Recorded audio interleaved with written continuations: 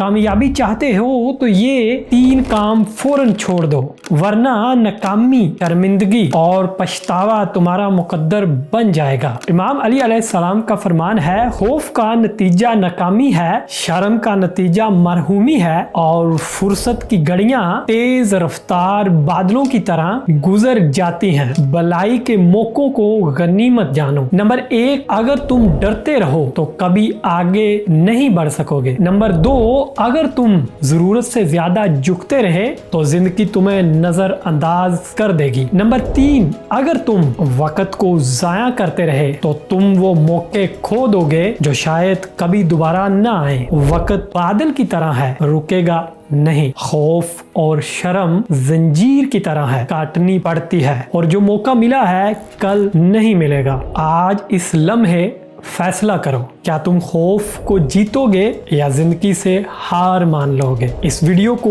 उन लोगों के साथ जरूर शेयर करें जिन्हें वक्त का, अमल का और खुद पर यकीन का एहसास दिलाना जरूरी है। और अगर आप चाहते हैं कि इस तरह के अक़वाल आपको मिले तो हमारे चैनल को सब्सक्राइब जरूर करें। और अगर आपको ये वीडियो पसंद आई हो तो अपनी कीमती राय जो है वो नीचे कमेंट्स की सूरत में जरूर दीजिएगा। नमाज जो है वो 5 वक्त अदा करें ताकि आपकी दुनिया और आखिरत जो है वो बेहतर हो सके। एक नई वीडियो के साथ मुलाकात होगी। अपनी दुआओं में याद रखिएगा। अल्लाह हाफिज।